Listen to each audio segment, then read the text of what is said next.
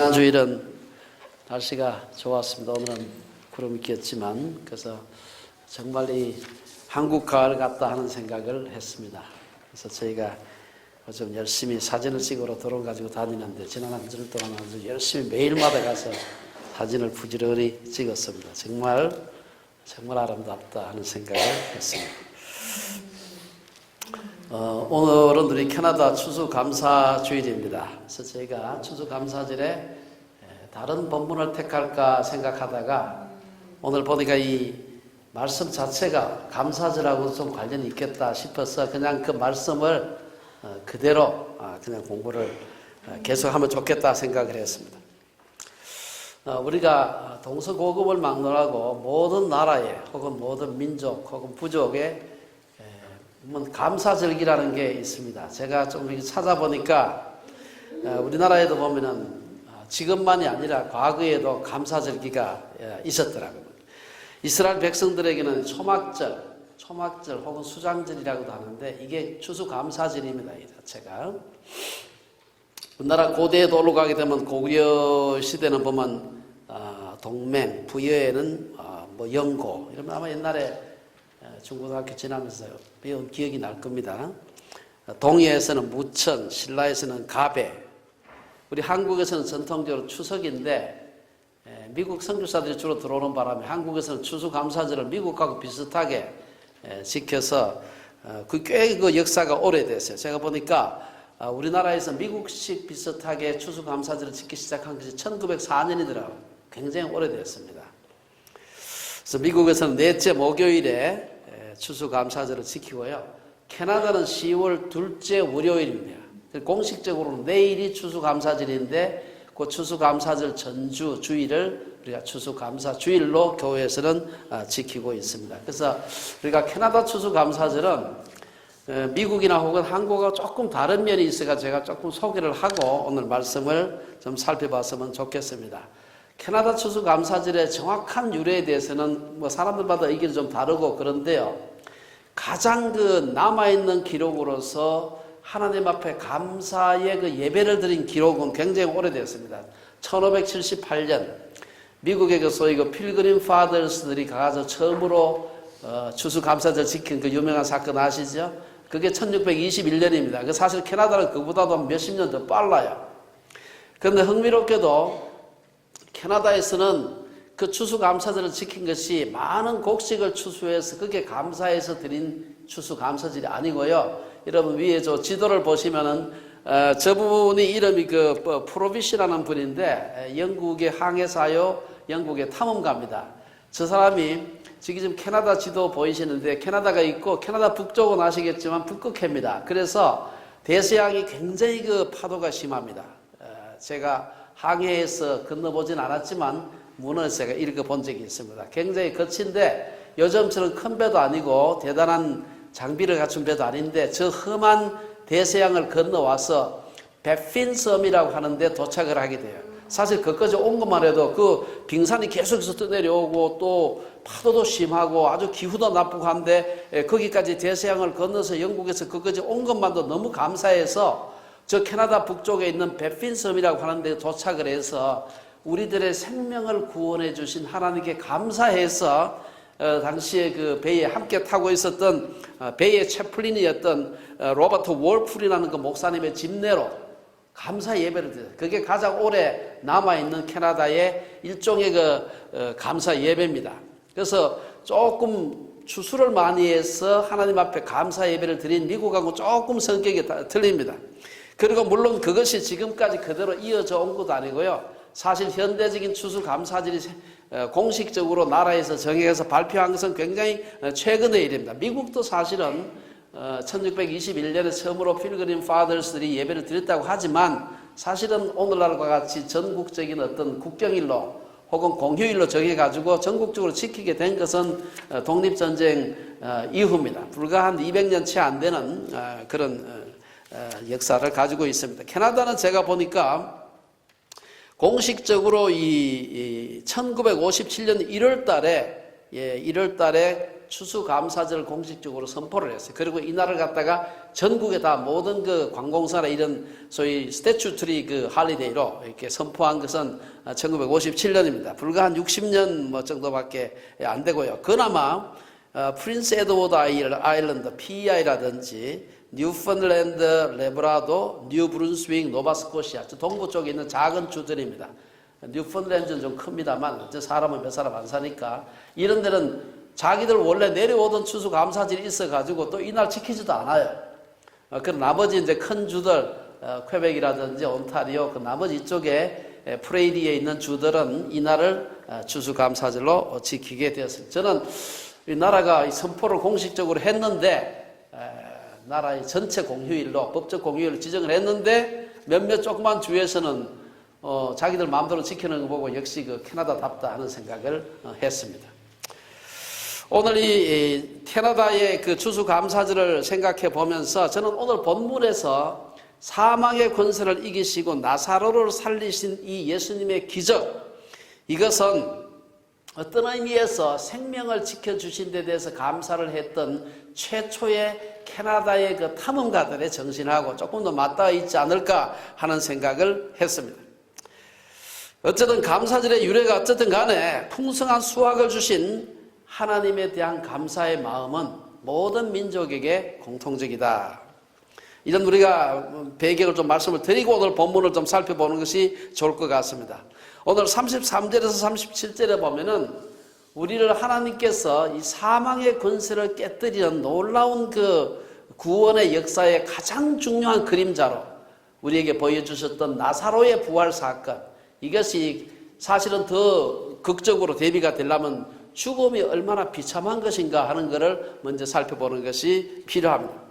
33절에 보면 이 나사로의 죽음을 두고 마리아와 마르다 그리고 유대인들이 울었다. 사실 우리가 어디나다 모든 그 민족을 통틀어서 죽으면 슬픈 겁니다. 슬프고 고통스러운 것이죠. 예수님도 사람들이 우는 것을 보시고 비통하게 여기셨다. 비통하게 여기셨다는 말 속에는 좀 분노한다는 의미가 포함되어 있습니다. 왜 분노하셨을까? 제가 생각해보면 두 가지 같아요. 첫째는 유대인들의 그 가식적인 그 태도, 그들의 울음 혹은 예수님에 대한 적대감 때문에 좀 비통히 여기시지 않았을까 하는 생각을 해봤습니다. 예수님께서 우는 것을 보시고 35절에 보면 유대인들이 36절에 보면 그를 얼마나 사랑하셨는가, 거기까지는 크게 문제가 없어요. 그 다음에 이어보면 예수님께서 눈물을 흘리시는 걸 보니까 정말 그를 사랑하셨구나. 아니 그렇다면은 예수님께서 사람을 보내어서 나사로가 심히 지금 아파서 곧 죽게 되었다고 전가를 보냈을 때 당장 쫓아오셔야 되지, 이틀이나 요단 동편에서 일부러 머물다가 이틀 뒤에 오시니까 가는데 하루 걸리고요, 거기서 이틀 더 머무르시고 오는데 하루 걸리고 하니까 나흘 뒤에 오게 된 것을 볼 수가 있습니다. 그래서 이 유대인들이 생각할 때 37절에 보면 맹인의 눈을 뜨게 한 이 사람이 그 사람은 죽지 않게 할 수 없었더냐, 이거는 약간 빈정되는 듯한, 제가 읽어봤을 때는 좀 빈정돼요. 아니 맹인의 눈도 뜨게 하는 사람이 죽어가는 사람 병 고칠 수 없었어? 고칠 수 없었으니까 아예 죽은 뒤에 기다렸다가 왔겠지. 이런 뉘앙스가 이 본문에서 느껴집니다. 어쨌든 이 말씀을 우리가 보면서 유대인들이 예수님에 대해서 물론 다는 아니지만 그중에 어떤 사람이 그랬다 하는 걸 봤을 때는 예수님에 대해서 상당히 좀 빈정되고 적대적인, 그래 뭐 병자도 고치고 잘난 척 하더니만 그렇게 사랑한다고 하면서 그 사람이 죽었는데 눈물을 뚝뚝 흘릴 만큼 저렇게 슬퍼하면서도 왜 그 사람 고치려고 쫓아오지 않았나, 이런 그 뉘앙스가 상당히 강합니다. 두 번째는 본질적인 그 분노입니다. 범죄한 인류를 지배하고 있는 사망의 권세에 대한 분노입니다. 35절 보면 예수께서 눈물을 흘리시더라. 우리 말로는 조금 길게 되어 있습니다만 이게 원래 영어로 보면은 Jesus wept. 예수님이 울었다. 제가 본 비교해 본 건 아닙니다만 보니까 우리 성경에서 제일 짧은 구절이래. 헬라어 원어에도 관사까지 포함해서 세 단어입니다. 그게 제일 짧다. 어쨌든 짧은 구절이지만 슬픔의 강도가 약한 것은 아니었습니다. 예수님은 나사렛의 죽음을 두고서 우는 그의 그 자매들과 주변의 사람들을 보면서 그 자신도 슬퍼서 눈물을 흘리셨습니다. 성경에 가만히 보면 예수님께서 웃으셨다는 구절은 한 군데도 없어요. 여러분 혹시 보신 적이 있습니까? 근데 우셨다고 하는 구절은 몇 군데 있어요. 예수님이 웃으셨다. 그래가지고 그 상상을 할 수가 없어서 저희 아내가 사실은 무슨 그림 사러 가더니만 예수님이 웃는 그 그림이 하나 있어가지고 이거 생전 보지도 못한 그림이라 해가지고 그림을 잘 사는 일이 없는데 그 그림을 사와서 우리 집에 걸어놨습니다. 예수님이 막 그냥 호쾌하게 웃는 그 얼굴을 어느 화가가 그려서 그걸 파는 거를 저희 집에 하나 사다 놨습니다. 어쨌든 예수님이 웃는 것은 성경에 제가 생각해도 기억이 없어요. 근데 우는 것은 몇 번 나오는 겁니다. 이것은 예수님의 인성을 나타내는 겁니다. 인간은 하나님이 울 정도로 사랑한 존재다. 내가 사랑하지 않는데 죽음들 왜 울겠습니까? 또 죽음이라는 자체는 예수님 하나님조차도 울 정도로 비참한 것이다 하는 것입니다. 도대체 죽음이 무엇이기에 인간을 이렇게 슬프게 만드는가 생각하시면서 예수님이 죽음에 대해서 분노하셨다 생각할 수가 있습니다. 죽음은 현상이고요. 죽음 자체의 본질은 죄라고 할 수 있습니다. 본질은 죄고 죄가 드러난 것이 죽음이라고 할 수 있습니다. 그러므로 우리도 죽음의 폭군 앞에서 예수님처럼 슬픔의 감정과 더불어 분노하는 것이 마땅하다 이렇게 볼 수가 있습니다. 그 다음에 이제 38절에서 44절에 보면 이제 정말 지상 최고의 예수님 자신의 그 부활을 제외한 지상 최고의 기적 사건이 나오고 있습니다. 이 기적이 일어나는데 한 세 가지 조건을 본문은 얘기를 하고 있는데 첫째는 돌을 옮겨 놓는 것입니다. 38절에서 40절에 보면 예수님께서 오셔가지고 이 유대인들의 그 빈정거리는 말을 들으면서 비통히 여기시면서 그 다음에 나사로의 시체 앞에 서서 무덤 앞에 가서 무덤을 가리고 있는 돌을 옮겨 놓으라. 오늘 본문에 보면 무덤이 굴이라 이런 말이 있습니다. 유대인들처럼 우리는 유대인들은 우리만 달리 무덤을 갖다가 봉분을 써서 이렇게 만들지 않고요. 이 굴에다가 이렇게 굴이 자연적인 굴 혹은 인공적인 때로는 뚫어서도 만든다고 하는데 뚫어가지고 그 굴에다가 사람 시체를 갖다 놓는 겁니다. 근데 굴을 뚫어 놓으면 제일 먼저 오는 게 뭔가 하면 짐승들이 자주 오기 때문에 짐승들이 자기들 그 굴인 줄 알고 쫓아오기 때문에 굴을 막아 놓는데 그리고 그 다음 가족이 또 죽으면 또 갖다 놓고요. 이래서 한 사람의 굴이 아니라 가족 공동묘지택으로 생각하시면 될 것 같습니다.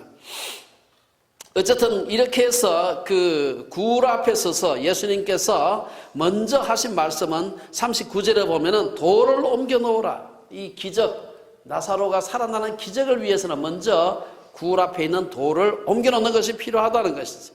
기적을 방해하는 장애물의 상징이라고 할 수 있습니다. 이 돌을 굴려내야 기적이 일어나는 것입니다. 이 기적의 장애물인 돌을 옮기는데 가장 큰 문제는 돌이 무거워서가 아니고요. 사실은 사람의 이성과 경험에 근거한 확신입니다. 예수님이 돌을 옮겨라 이렇게 말씀했을 때 제일 황당하고 이 염려가 되었던 사람은 마르다였습니다. 아니 저 돌을 옮겨놓고 이 많은 사람들이 지금 보고 있는데 저 돌을 옮겨놓고 어떻게 하겠다는 건가? 살아날 가능성은 전혀 없는데 시체에서 냄새가 좀 풀풀 나고 있는데 저 시체를 놓고 어떻게 하시겠다는 건가? 마르다가 바로 이어서 돌 옮겨놓으라니까 이어가지고 주여 죽은 지가 나흘이 되었음에 벌써 냄새가 나나이다.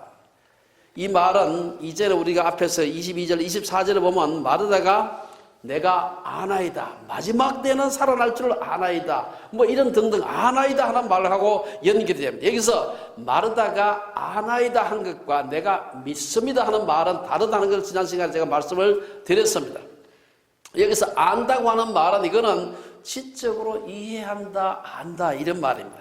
성경에 보면 안다는 말이 몇 가지가 있는데 그 중에 이 말과 좀 서로 대비가 되는 말이 요한복음의 17장에 보면은 예수님께서 영생은 곧 유일하신 참 하나님과 그가 보내신 자 예수 그리스도를 아는 것이니이다 이런 말이 나와요. 요 아는 것이라고 할 때는 다른 동사를 사용해요. 여기서 그 말을 자세히 찾아보면은 그 말은 원형 자체가 기본적으로 이 경험을 통해서 안다 혹은 개인적으로 인격적으로 안다 혹은 반성적으로 안다는 그런 말이고 오늘 여기서 안다고 하는 것은 이것은 다른 단어로 써요. 그냥 안다는 얘기예요. 예를 들어서 마태복음에 보면은 예수님이 그때 내가 그들에게 밝히 말하되 내가 너희를 도무지 알지 못하니 하는 것은 경험적으로 아는 얘기예요. 오늘 본문에 단어하고 다른 단어를 써요. 마태복음 12장 7절에서 보면 나는 자비를 원하고 제사를 원하지 아니하노라 하신 뜻을 너희가 알았더라면 무지한 자를 정죄하지 아니해. 알았다면 이것도 역시 이 경험적으로 아는 걸 얘기해요. 오늘 본문에 이 안다고 하는 말은 22절에서 24절에서 하는 이 안다고 하는 말은 그냥 단순히 안다, 그냥 지적으로 안다는 말이에요. 우리 주변에도 신학과 성경을 학문으로만 공부하는 사람들이 많이 있습니다. 그런 사람들이 텔레비전이나 유튜브에 나와서 강의를 하는 경우도 많습니다. 그런데 공통적인 것은, 그냥 지식적으로만 아는 사람들의 공통적인 것은 교회나 선교를 위해서 헌신하지 않는다는 겁니다. 입으로만 아는 것이죠. 어릴 때 교회를 다녔지만 지금은 다니지 않는 사람들도 비슷해요. 그런 사람들에게 복음을 전하면 저도 알아요 하는 사람 많습니다. 나도 알아요. 하지만 그런 삶은, 그런 삶은 구원받는 삶이 아니다. 4절에서 나사로의 중병 소식을 들은 예수님은 이 병은 죽을 병이 아니라고 하셨고, 25절 26절에서 나는 부활이요 생명이라고 얘기를 하셨고, 27절에서 마리아는 그러하외다 주는 그리스도시요 세상에 오시는 하나님의 아들이신 줄 내가 믿나이다, 이렇게 고백까지 했는데도 불구하고 무덤 앞에서 가지고 돌 옮겨 놓으라 하니까 아이고 주여 냄새가 나나이다. 갔다 가면 예수님께서 우사를 할 수 있겠다는 거예요. 그 많은 사람 둘러보고 있는데 다 옮겼는데 뭐라고 했는데 안 살아난다 그러면 얼마나 큰 우사입니까? 마르다는 표적의 당사자인 예수님을 보지 못하고 냄새나는 시신에 주목했습니다.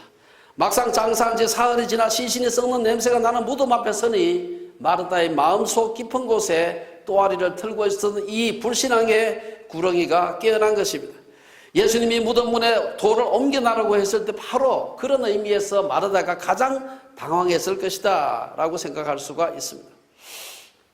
이렇게 하시면은 마르다의 마음을 아시고 예수님은 40절에서 내가 믿으면 하나님의 영광을 보리라. 다시 한번 꾸짖는 말이고 가르치는 말입니다. 사람의 상식과 경험에 근거한 인본주의적인 믿음은 하나님께 혹은 예수님께 근거한 믿음이 아니라 자신의 경험과 상식과 이성적 판단에 근거한 믿음입니다. 인간의 상식과 경험에 의하면 죽은 자가 나흘이 돼가지고 냄새가 나면 절대로 살아날 수가 없는 것입니다. 역사적으로 그런 적이 한 번도 없었던 것이죠. 유대인들의 전생에 의하면 사흘 지나면 절대로 못 살아난다. 제가 어느 오래된 그 문헌을 찾아보니까 그런 말이 있어요. 가장 큰 애곡은 우는 거, 이 사흘 이후에 울어야 된다. 그것은 사흘간은 그 영이 무덤에서 배회하면서 다시 그 시체 속에 들어갈 기회를 노리기 때문이다. 그러나 넷째 날은 그 얼굴의 모양과 색깔이 변하게 될 때는 드디어 단념하고 영이 떠나간다. 아주 오래된 유대인들의 전성입니다. 사흘까지는 혹시 살아날지 모른다. 이거 우리나라에 사흘장 하는 거하고 똑같다고 그랬죠.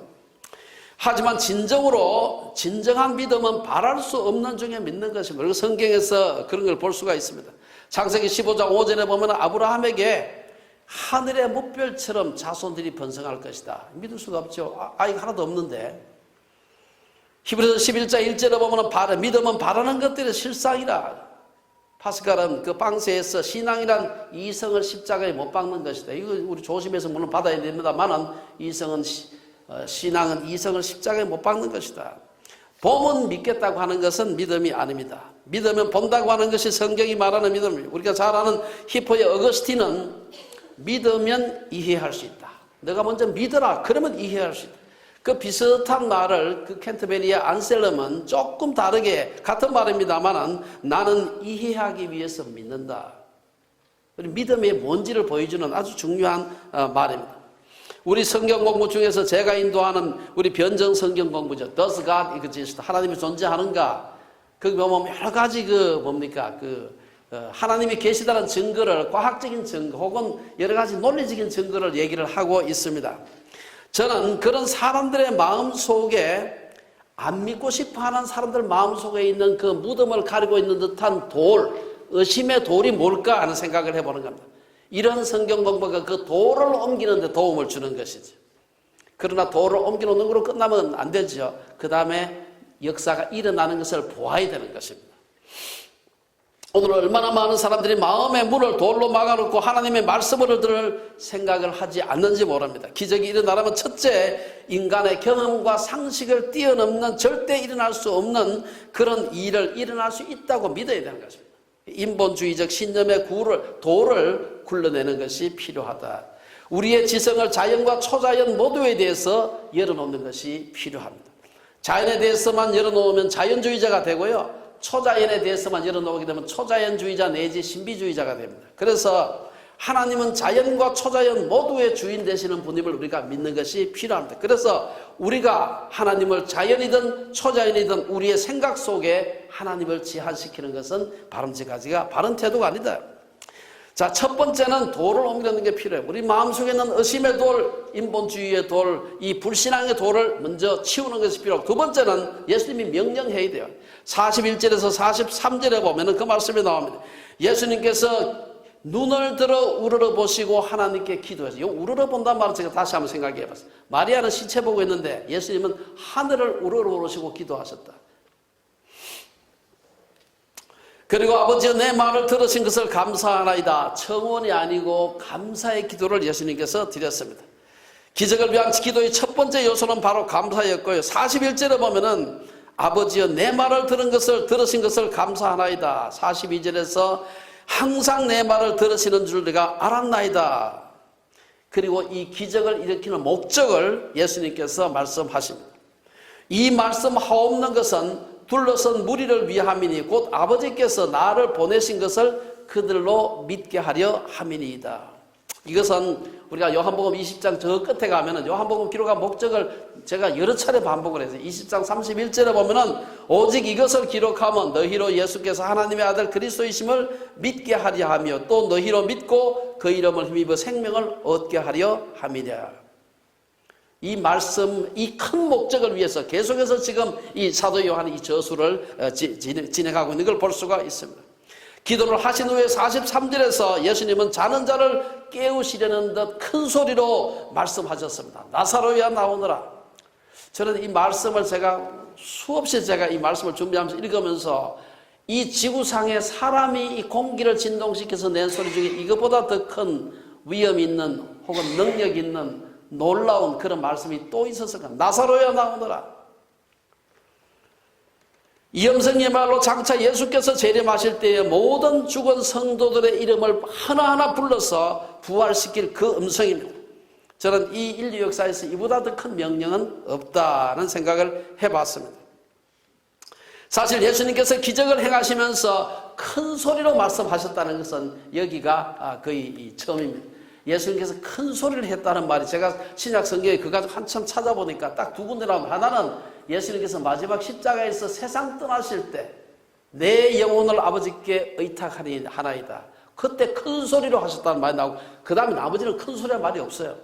물론 큰 소리 했는데 아마 기록을 안 했을 수도 있지만 여기서 큰 소리로 얘기했다는 것은 의미가 있습니다.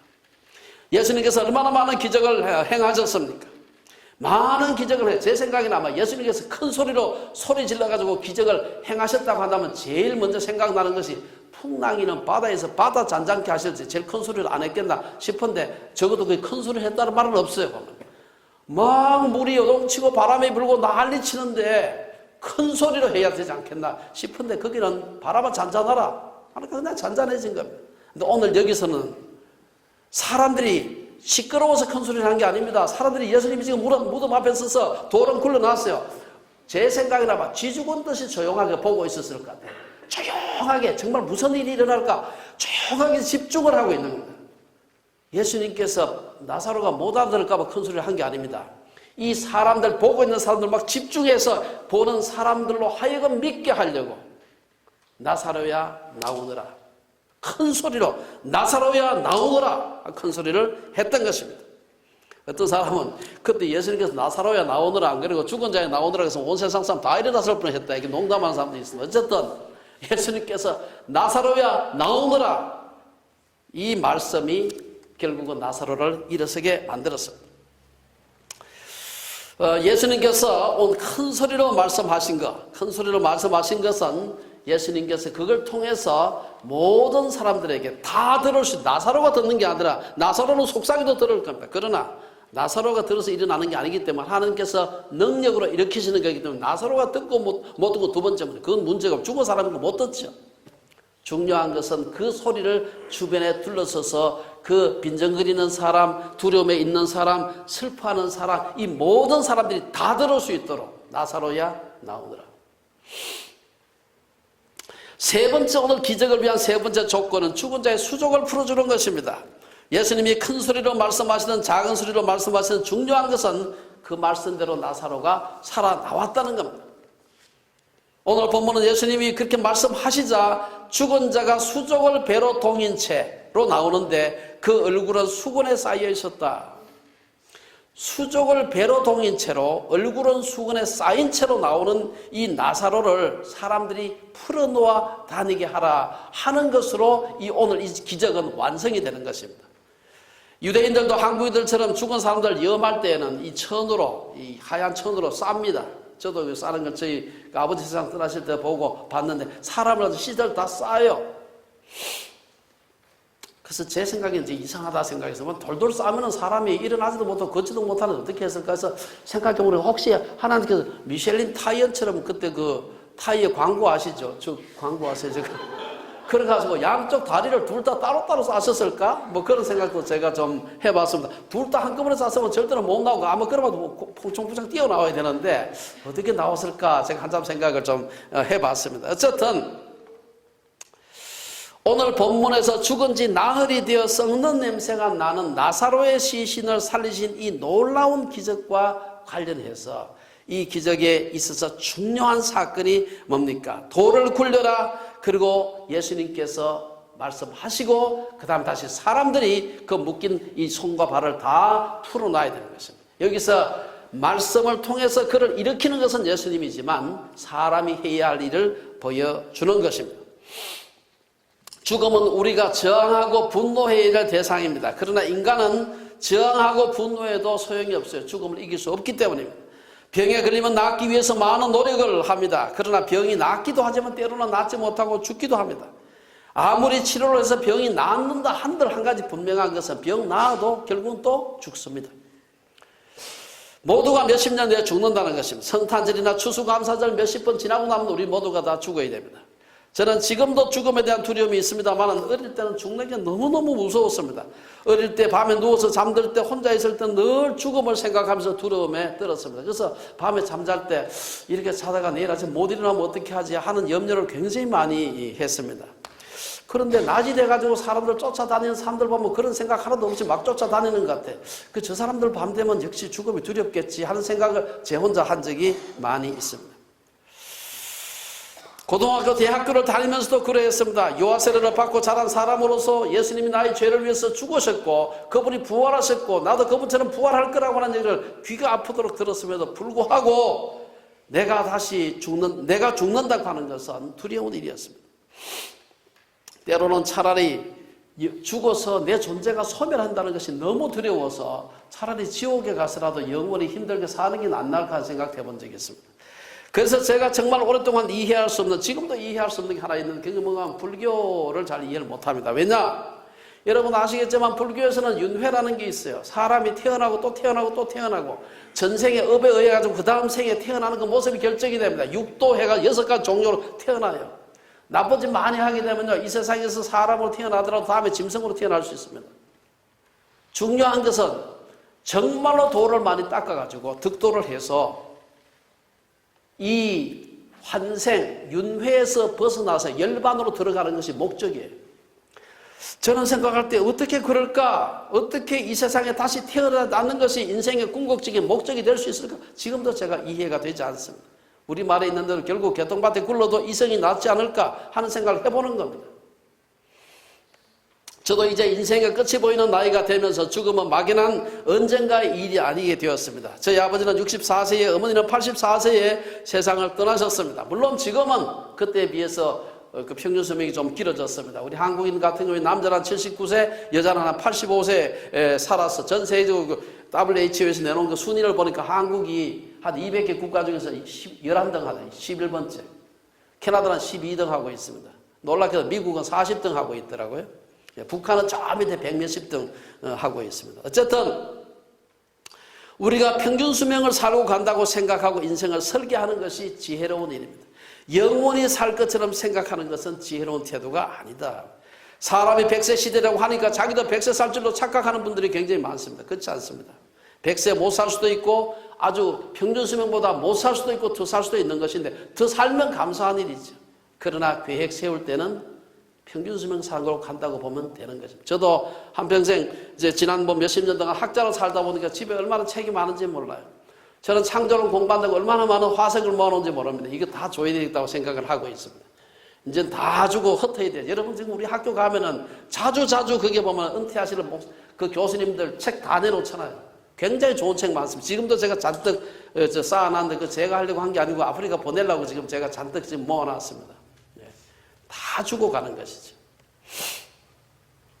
대부분의 젊은 사람들은 아이들을 키우며 공부하느라 정신이 없어서 인생의 종말을 생각할 틈이 별로 없을 것입니다. 그러나 때는 속히 지나가고 어느새 아이들은 집을 떠나게 되고 머리엔 서리가 내립니다.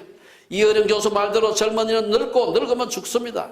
나이가 들면 아무리 염색해도 흰머리를 완전히 없앨 수가 없습니다. 제 아내가 저기다 보니까 뭐 염색 막 했는데 안 돼요. 조금만 지나면 또 나오는 겁니다. 하얀 머리가. 나이가 들면 염색해도 소용이 없는 것입니다. 오늘 본문은 이 창살 없는 감옥과 같은 죽음이라는 족쇄에 대해서 예수님이 정면 도전하시는 것을 소개하고 있습니다. 예수님께서 무덤 앞에 서서 나사로야 나오너라 큰 소리로 외치는 이 외침은 우주 만상을 깨우치는 희소식입니다. 이 외침이야말로 인류 역사상 가장 위대하고도 가장 능력이 있는 명령이라고 할 수 있습니다. 이 명령으로 인해서 인간의 최대적인 죽음의 권세가 깨어진 것입니다. 나사로는 살아나고 마르다와 마리아의 눈물도 군중의 빈정거림도 사흘 후에는 사흘이 지나게 되면 다시는 영혼이 돌아올 수 없다고 하는 옛 전성도 다 사라졌습니다. 우리는 바로 그렇게 말씀하시는 분을 주인으로 섬기는 자들입니다. 그런 의미에서 오늘 본문은 우리에게 감사 중에 가장 큰 감사거리를 소개하고 있습니다. 오늘 본문에서 보여주는 나사로의 부활은 모든 믿는 자들의 부활의 아이콘이고 상징입니다. 부활의 진정한 첫 열매는 우리 복음서 후반부 우리 요한복음 12장부터 쭉 이제 마지막 일주일 얘기가 나오는데 예수님의 부활 사건입니다. 하지만 예수님 생전에 그분이 죽음을 이기신 분임을 보여주는 가장 중요한 그림자 사건이 바로 오늘 이 사건입니다. 히브리서 2장 15절에 죽기를 무서워함으로 한평생 매여 종노릇하는 모든 자들을 놓아주시는 그 아이콘 사건이 바로 오늘 사건입니다. 여전히 죽음은 피하고 싶고 연기하고 싶지만 어차피 피할 수 없는 것이라면 사망의 권세를 이기신 예수님께 감사하며 사는 것이 필요합니다. 어떤 사람은 예수님이 나사로를 살리신 것 외에 다른 사람 살린 거 없지 않느냐, 그 한 사람 살린 거 가지고 지금도 계속해서 사람들 죽어가고 있는데 그게 뭐 대단한 거냐. 그렇지 않습니다. 어린 아들에게 아버지가 얼마나 힘이 센지를 증명하기 위해서는 그 아이가 들지 못하는 돌 하나만 들면 돼요. 온 세상 돈 다 들어서 증명할 필요 없습니다. 그렇죠? 예. 한 개만 들면 돼요. 아이는 꼼짝도 않는데 아버지는 들 수 있죠. 힘 세지? 그럼 됐죠. 그러면 온 세상 다니면서 있는 돌 다 들어야 아버지가 힘 센 게 증명이 되느냐? 아니죠. 넓은 들에 벼 한 포기가 피는 것을 보면은 나머지 모든 벼가 다 필 것이라는 것을 의심할 필요가 없어요. 그거는 시간만 지나면 다 피는 것입니다.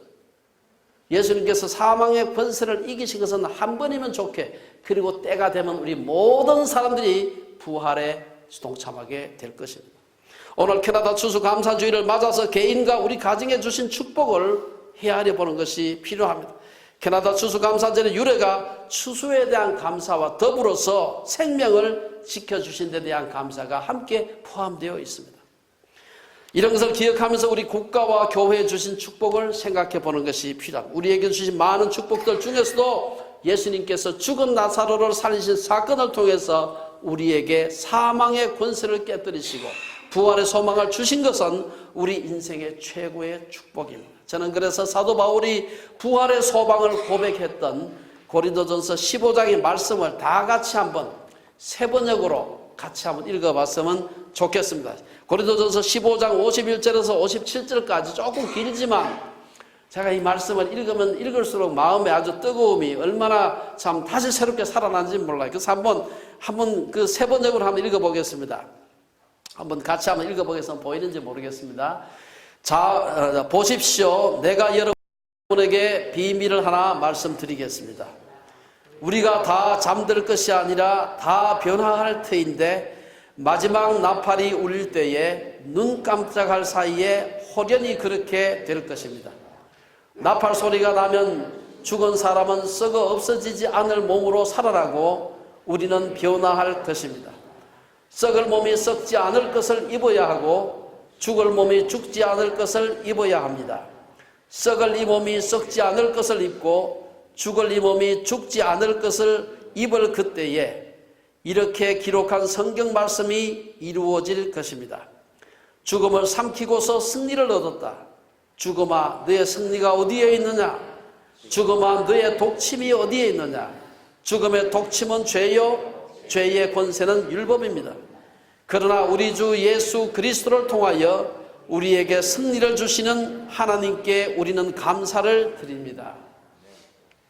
풍성한 추수의 계절을 맞아서 부활의 축복, 영생의 축복, 사망의 권세를 깨뜨린 가장 큰 축복이 우리 주빌리 식구들 위에 또 가정 위에 함께 하시기를 축원합니다.